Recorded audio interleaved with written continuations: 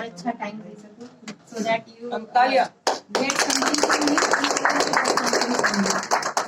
अभी पीछे 2 त्योहार गए हैं। पहला वुमेन्स डे, जिसके लिए अभी हम लोग सुन भी रहे थे कि आप लोग बहुत अच्छा लिखती हैं और मैं अप्रिशिएट करती हूँ उस चीज़ को। सारी वुमेन को, जितने भी औरतें हैं और फेमिनिन एनर्जी के लिए मैं कहूँगी, मैं सिर्फ औरतों के लिए नहीं, मैं उन लोगों, उन मर्दों की भी तारीफ करना चाहती हूँ जो औरतों की ग्रोथ में हर दिन उनका सपोर्ट कर रहे हैं, हर दिन उनके लिए खड़े हैं, चाहे वो पिता के रूप में है, पति के रूप में है, भाई के रूप में है, हर जगह जहाँ पे भी वो पुरुष जो औरत की सुरक्षा को इंश्योर कर रहे हैं, उसके आगे बढ़ने को सपोर्ट कर रहे हैं, मैं हर उस पुरुष को भी यहाँ से नमन करना चाहती हूँ इस मंच से। मेरे पास 2 कविताएं हैं जो मैं सुनाना चाहती हूँ और एक मैं अभी पीछे शिवरात्रि भी गई है तो शिव जी की वंदना भी पढ़ूंगी, ठीक है। तो सबसे पहली मेरी कविता है सीता राम का प्रेम। ये मैंने लिखी थी अभी पीछे राम जी की प्राण प्रतिष्ठा हुई है, बहुत अच्छा, बहुत ही भव्य एक प्रोग्राम किया हमारी गवर्नमेंट ने, वी ऑल सपोर्टेड। हर जगह श्री राम जी के बारे में, उनके कैरेक्टर के बारे में बात हो रही है। हम एक बहुत बड़ी जिसको कहते हैं एक लिस्ट लेकर के घूमते हैं कि आज के टाइम में पुरुष यदि हो तो कैसा होना चाहिए। मैंने उसको एक थोड़े अलग एंगल से लिखने की कोशिश करी है कि यदि पुरुष राम जैसा हो तो पत्नी कैसी होनी चाहिए। मैंने माता सीता के चरित्र पर कुछ लिखने की कोशिश करी है, तो आशा करती हूँ आप लोगों को पसंद आएगा। कविता का नाम है सीता राम का प्रिय। राम तो मैं बन जाऊंगा प्रिय, पर सीता तुम्हें भी बनना होगा।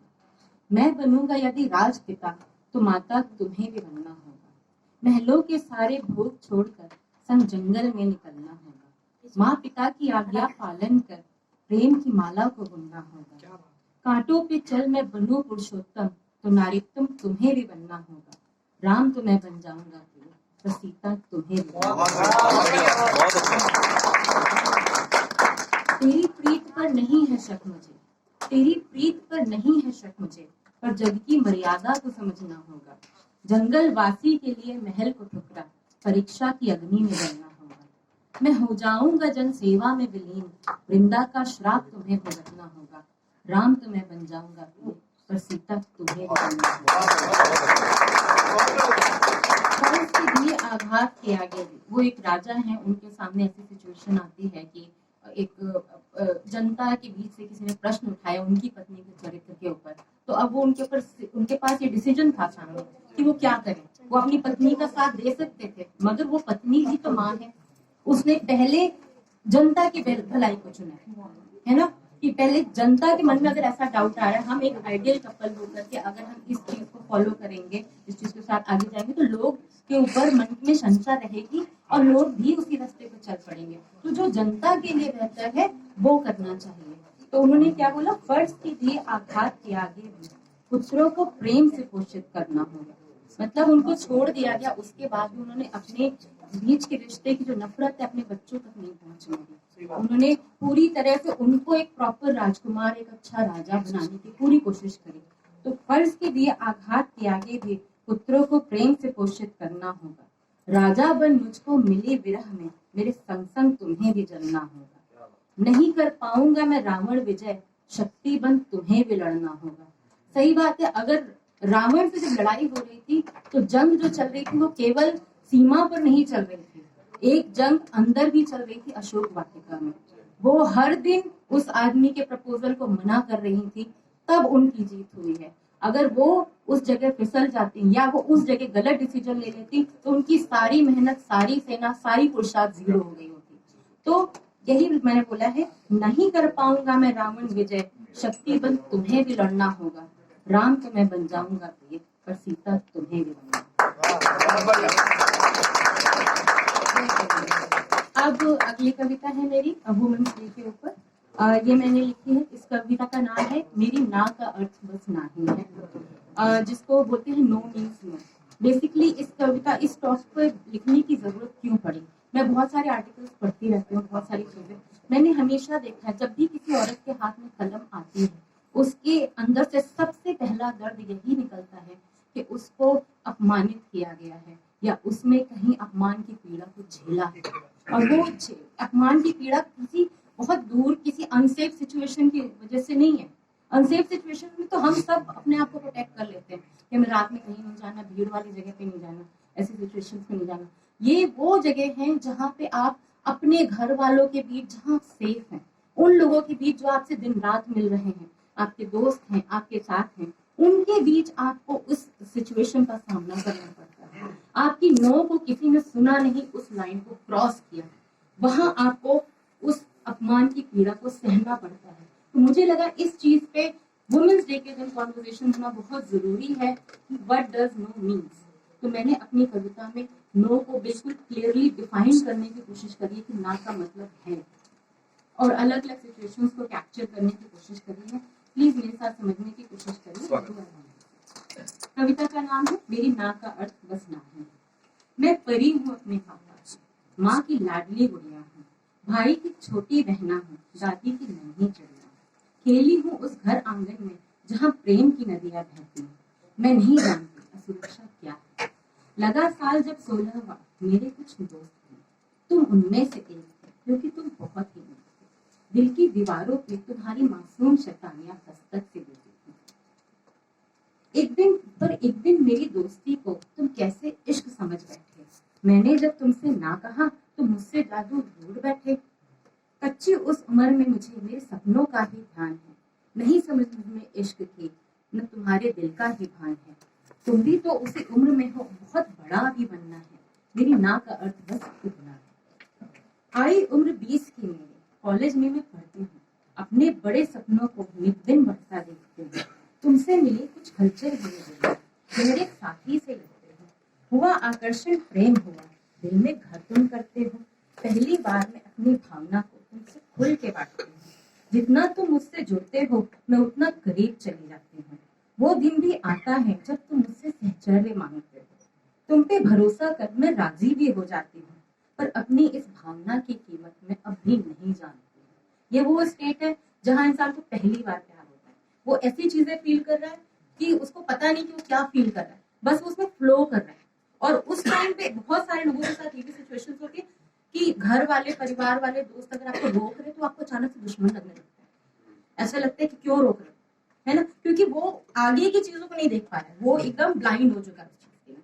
तो उस सिचुएशन को भी मैंने कैप्चर करने की कोशिश करी है। तुम जितना करीब मेरे आते हो मैं उतना करीब चली जाती हूँ। फिर वो दिन भी आता है जब तुम मुझसे सहचर्य मांगते हो। तुम पे भरोसा कर मैं राजी भी हो जाती हूँ, पर अपनी इस भावना की कीमत मैं अब भी नहीं जानती हूँ। करीब तेरे आते आते मैं डर सी जाती हूँ। जिस पाठ को मैंने पढ़ा नहीं, कभी किसी ने कहा नहीं, उसे जीने जब जाती हूँ आत्मा डर से कांपती है, मैं वहीं रुक जाती हूँ। मेरी ना का अर्थ बस इतना है कि मैं तैयार नहीं हूँ, मुझे थोड़ा वक्त और चाहिए। मेरी उम्र है 28 साल, बन चुकी हूँ बड़ी ऑफिसर। एक दिन पापा लेकर आए तुम्हारा रिश्ता, मुझे सब कुछ बहुत अच्छा लगा। चट मंगनी पट ब्याह का था रिवाज, मुझे भी नहीं था कोई ऐतराज, पर मांगा मैंने तुमसे कुछ समय, कुछ दूरी का, ताकि मैं समझ सकूं इस रिश्ते को, मतलब मांग से दूरी का। मेरी ना का अर्थ बस इतना है कि मैं तुम्हारा बहुत सम्मान करती हूँ और तुमसे थोड़ी सी दूरी मुझे तुम्हारे प्रेम का एहसास होती है। फिर मैं एक दिन माँ बनी, उम्र है मेरी 30 साल। हमारे बच्चे के आगमन ने दी है मुझे अपार खुशी। पहली बार मैं प्रेम को केवल तुम्हारी आंखों के सिवा एक नन्हे से शरीर में देख रही हूँ, पर इस शरीर को बनाने की कीमत मैंने बड़ी चुकाई है। अस्पताल की वो चीखें अब भी मेरे कानों में गूंजती हैं। डर लगता है तुम्हें छूने से अब, इसलिए मैं तुम्हें रोकती हूँ। इतने बड़े बदलाव से मैं हर दिन कैसे गुजरती हूँ। माँ का आंगन छूट गया, अपनी पहचान मैंने खो दी। इस शरीर को मैं नहीं जानती, अपनी मुस्कान मैंने खो दी है। मेरी सारी दुनिया सिमट गई है उस नन्ही सी जान में। मेरी ना का अर्थ बस इतना है कि मैं इस बदलाव को समझना चाहती हूँ, खुद में थोड़ा आत्मविश्वास भरना चाहती हूँ। मेरी उम्र और बढ़ती है, जानती हूँ अब मैं सुंदर नहीं हूँ, पर तुझ में खुद को देखना चाहती हूँ। तेरे बिना अब अपने अस्तित्व को मैं न जानती हूँ। इस बदलाव को मैं तुमसे जुड़ी ही नहीं हूँ, तुम्हारी बन चुकी हूँ। इस बदलाव को मैंने सहर्ष ही स्वीकार किया है, पर तेरे दुख को भी मैं पढ़ सकती हूँ। अच्छा वक्त खत्म होने का दुख दिखता है मुझे तेरी आंखों में, पर अपने संघर्ष से मैं भी जूझती रहती हूँ। अब मैं तुम्हारा शारीरिक ही नहीं, भावनात्मक साथ भी तुमसे चाहती हूँ। तेरी दी हिम्मत से खड़ी हो, मैं फिर से खुद को ढूंढना चाहती हूँ। मेरे ना का अर्थ बस इतना है कि प्रेमी से बढ़कर मैं तुझमें एक दोस्त हूँ।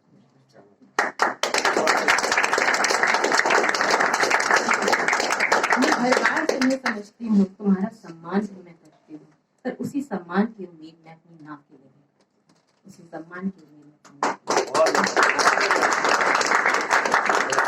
इसके बाद मैं शिव जी की एक वो है वंदना है, वो पढ़ना चाहूँगा। ये तुलसीदास कृत है, ये मेरी रचना नहीं है। तो आई गेस आप सब मेरा साथ देंगे और भगवान शंकर जी से जोड़ने की कोशिश करेंगे।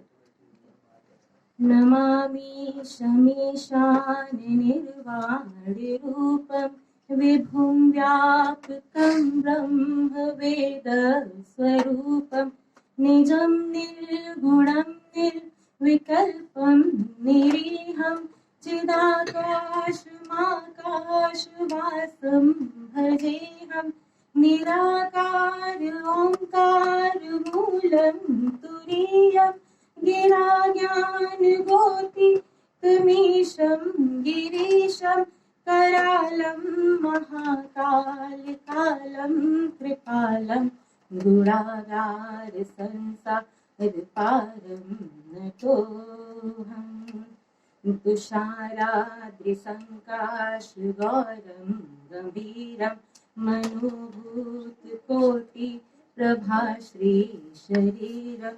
स्फुरन्मौलिकल्लोलिनी चारुगङ्गा लसत् भालबालेन्दुकण्ठे भुजङ्गा चलत् कुण्डलं भ्रूसुनेत्रं विशालं प्रसन्नाननं नीलकण्ठं दयालम् मृगाधीश चर्माम्बरं मुण्डमालं प्रियं शङ्करं सर्वनाथं भजामि प्रचण्डं प्रकृष्टं प्रगल्भं परेशम् अखण्डम् अजन्मानुकोटि प्रकाशं कलातीत कल्याण कल्पन्तिकारी सदा सच्चिदानन्द दाता पुरारी चिदानन्द संदोह मोह पहारी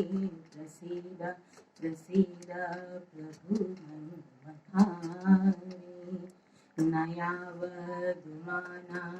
परा रविन्दं भजन्ति लोके परे वा नरानं न तत्त्वत् सुखं शान्ति सन्तापनाशं प्रसीद प्रभु सर्वभूता दिवासं न जानामि योगं जपं नैव पूजा न तोऽहं सदा सर्वदा शम्भुतुभ्यं जराजन्म दुःखोऽघतत्यामनं प्रभुपादयापन् नमामि शम्।